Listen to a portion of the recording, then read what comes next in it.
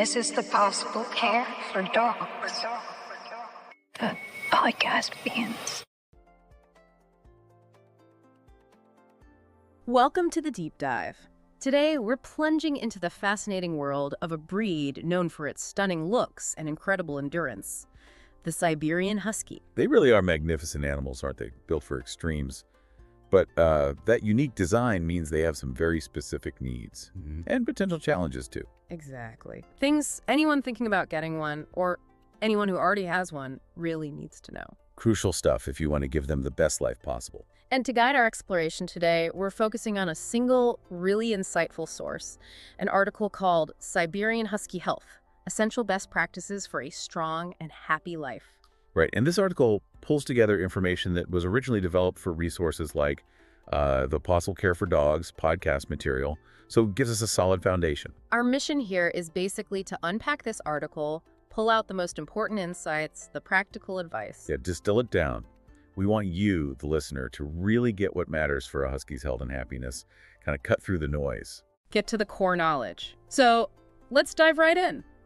These dogs are athletes, obviously, built tough. But the article points out they're not immune to health problems. That's true. Their athleticism is incredible, but they do have, predispositions to certain conditions. So what are the key things owners absolutely need to watch for? The article highlights a few that are particularly relevant. Things tied to their genetics, their structure. Okay, let's unpack this. First up, hip dysplasia.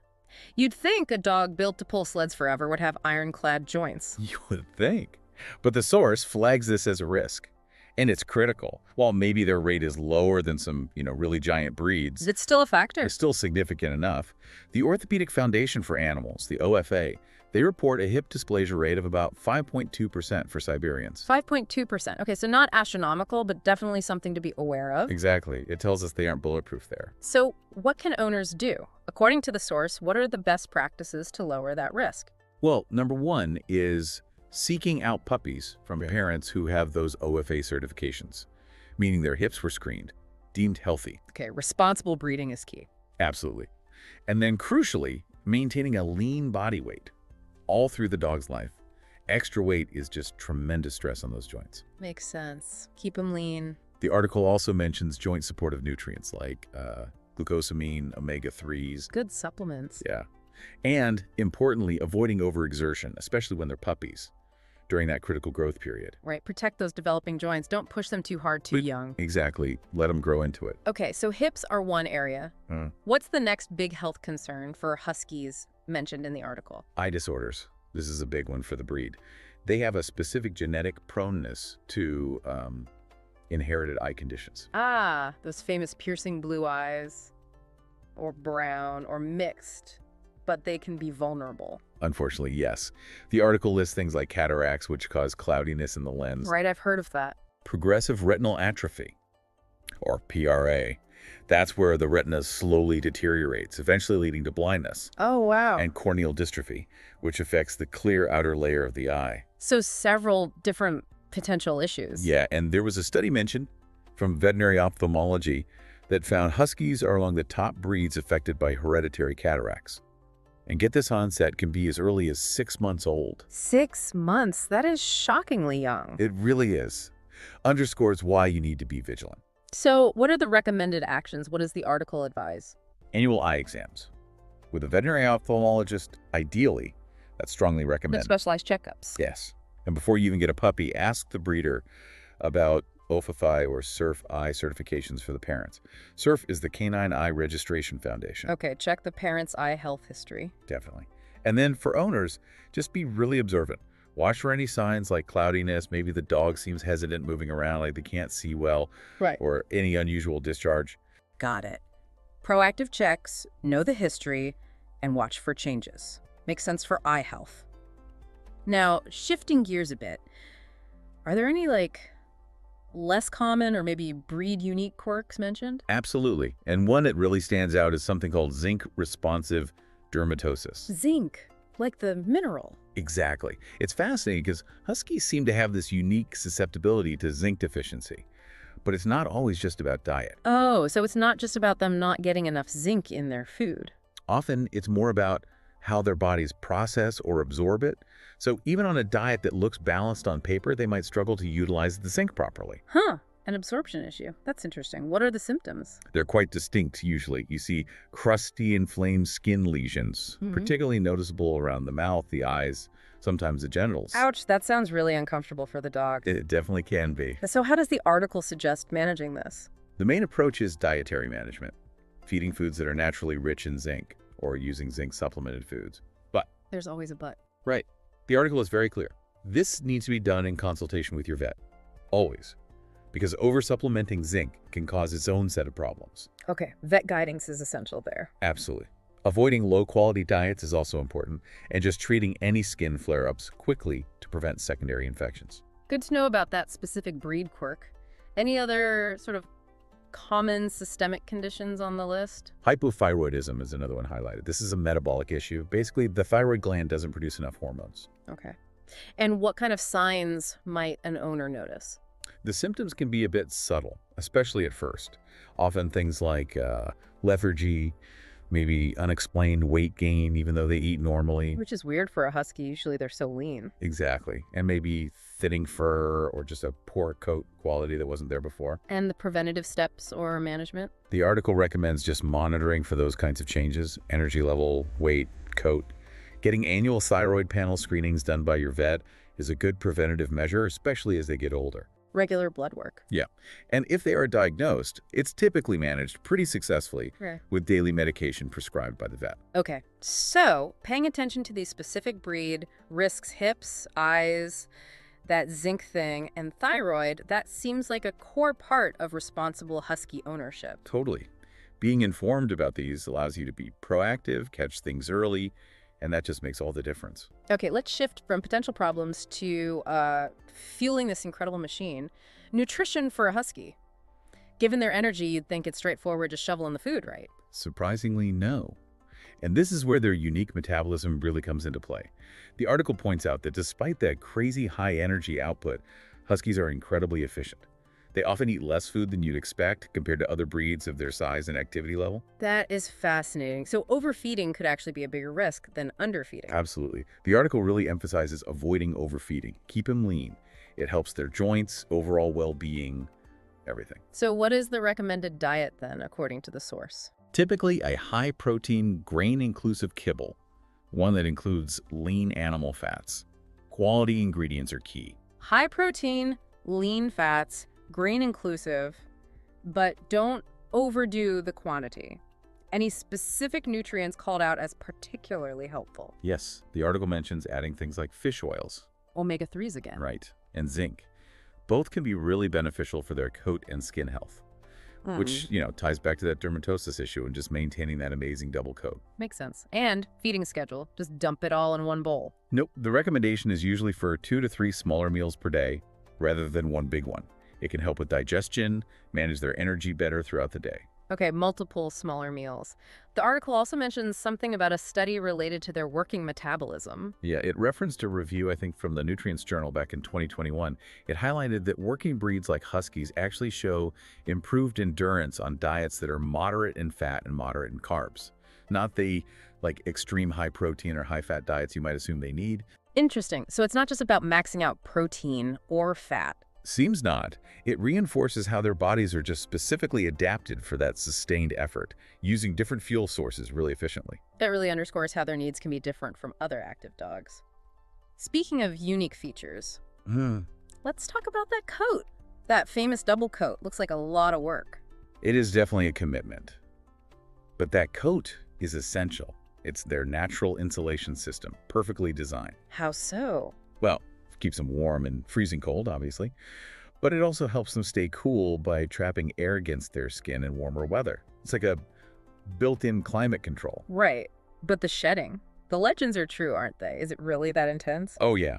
The article's description is pretty vivid. They shed like it's a competitive sport. You need to be prepared for hair. A lot of hair. Especially during their seasonal blows. When they really drop the undercoat. Right. Usually twice a year. Exactly. It can be impressive. In a hairy way. Okay, so how do you manage this competitive shedding? What does the source say? Regular brushing is absolutely non-negotiable. The recommendation is 2 to 3 times a week, minimum. And then daily during those heavy shedding seasons, you really need a good undercoat rake to get down deep. 2 to 3 times a week normally, daily when they blow coat. Got it. And there was a really, really crucial warning about their coat in the article, wasn't there? Something a lot of people get wrong. Yes.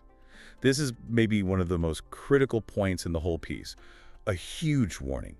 Never, ever shave a husky's double coat. Never shave it. Why not? People think it helps them cool down in summer. It's a common mistake, often well-intentioned, but it's terrible for them. The article explains that shaving actually disrupts their natural cooling system. It removes that insulating layer of air trapping that helps regulate their temperature. So counterintuitively, shaving makes them more susceptible to heat stroke and sunburn on their exposed skin. Wow. More risk, not less. Exactly. Plus, it can permanently damage the coat texture. Sometimes it grows back patchy or weird and never looks or functions the same way again. That double coat works with the climate. You interfere with it at your peril, or rather, the dog's peril. That is incredibly important advice. Resist the urge to shave the fluff. Seriously. Absolutely critical. Beyond the brushing, the article says bathing is only needed every few months, unless they get really muddy or something. Their coats tend to stay pretty clean naturally. Okay, infrequent baths. And then just routine stuff like cleaning their ears and trimming their nails, maybe monthly. Standard maintenance. Got it.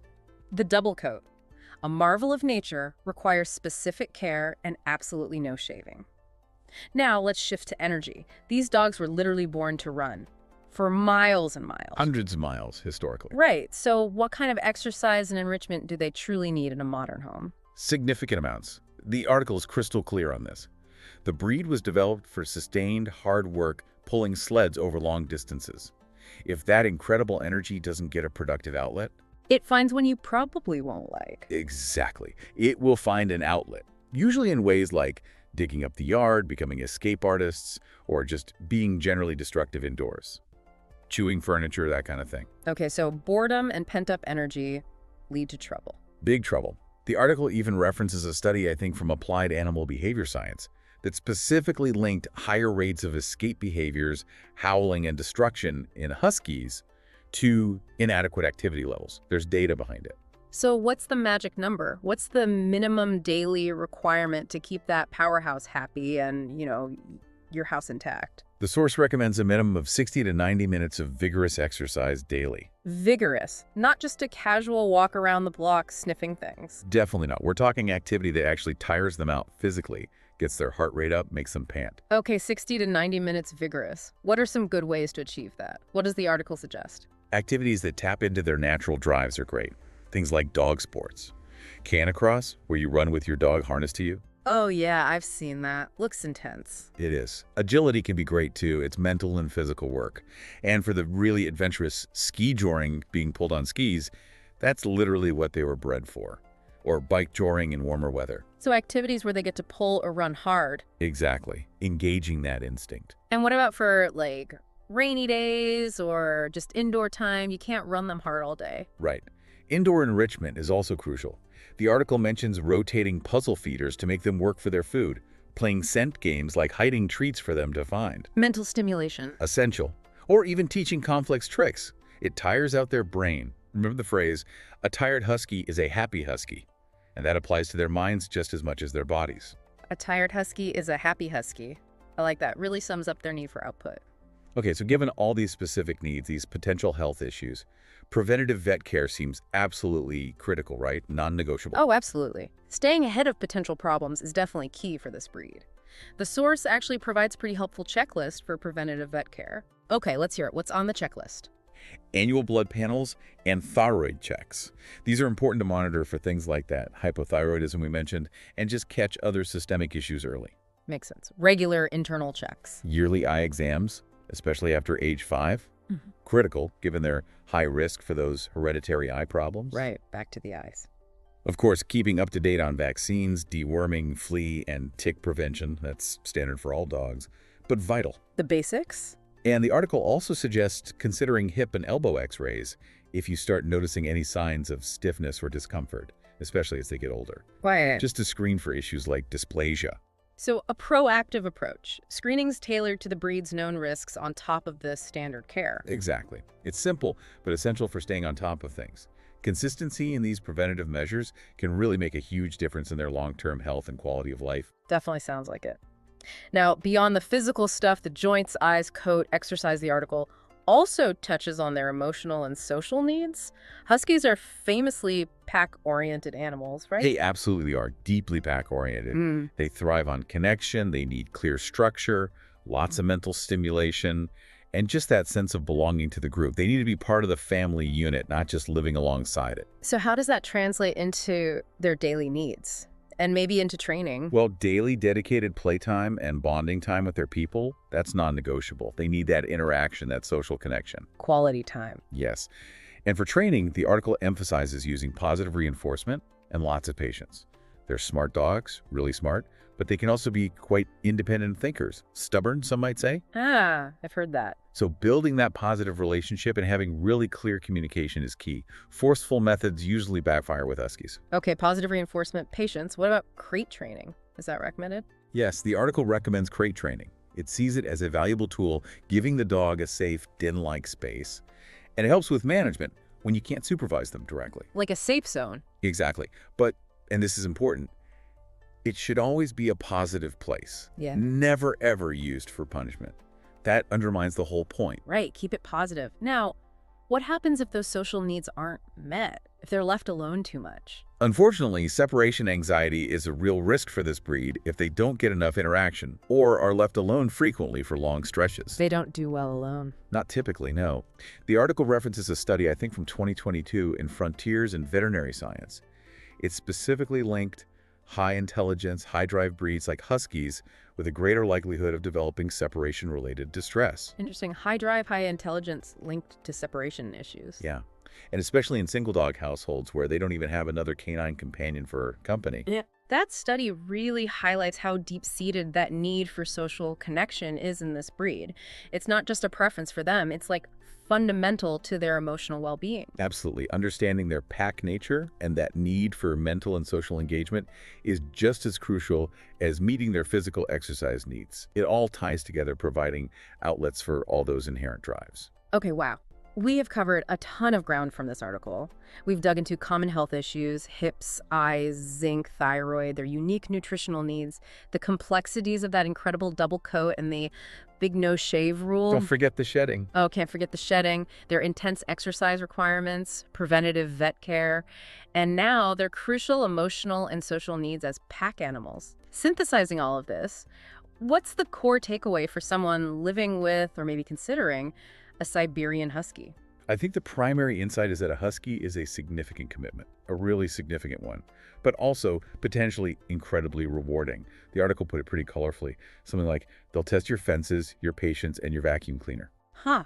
You can absolutely take that vacuum cleaner part to the bank. I believe that one. Yeah, me too. But the deeper point, I think, from this deep dive into the source material is that the challenges aren't just random difficulties. They're often direct results of what these dogs were bred for their genetic blueprint. Dogs built for incredible endurance, for living and working in a pack. So the challenges are linked to their strengths. In a way, yes. And the takeaway is that with intentional, informed care, really understanding their specific health vulnerabilities, providing the right kind of structured activity and mental engagement, and actively building that strong bond, their loyalty, their beauty, their sheer zest for life.